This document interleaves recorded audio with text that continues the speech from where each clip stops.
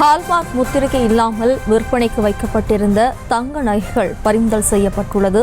புதுக்கோட்டை லிங்கேஸ்வர் கடையில் இருந்து சுமார் 6 கோடி ரூபாய் மதிப்பிலான தங்க நகைகள் தற்போது பறிமுதல் செய்யப்பட்டுள்ளது.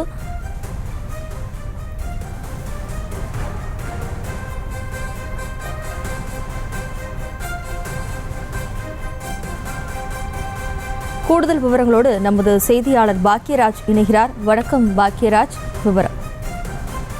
மத்திய அரசின் நுகர்வோர் விவகாரங்கள், உணவு மற்றும் பொது விநியோக அமைச்சகம் தங்க நகைகளை விற்பனை செய்ய தங்க நகைகளுக்கு PIS ஹால்மார்க் முத்திரையுடன் வீதியில் மாணிக்கம் என்பவர் நடத்தி வரும் லிங்கேஸ்வர் நகைக்கடையில் விற்கப்படும் தங்க நகைகள் PIS ஹால்மார்க்குடன் HUID எண் இல்லாமல் விற்கப்படுவதாக தொடர்ந்து புகார் எழுந்துள்ளது.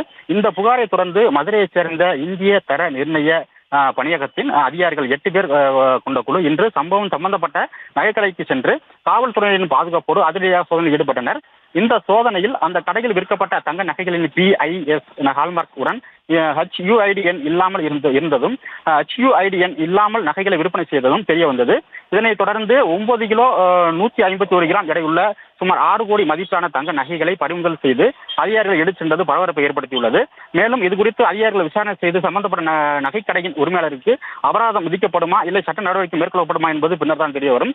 இருப்பினும் நாளை நாடு முழுவதும் அட்சய திருதியை கொண்டாடப்பட உள்ள நிலையில் இன்று 2ஆம் தர நகைகள் பறிமுதல் செய்யப்பட்டுள்ளது பரபரப்பை ஏற்படுத்தியிருக்கிறது.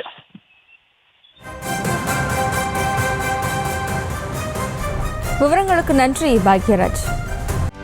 செய்திகளை உடனுக்குடனும் துல்லியமாகவும் தெரிந்து கொள்ள சப்ஸ்கிரைப் பண்ணுங்க.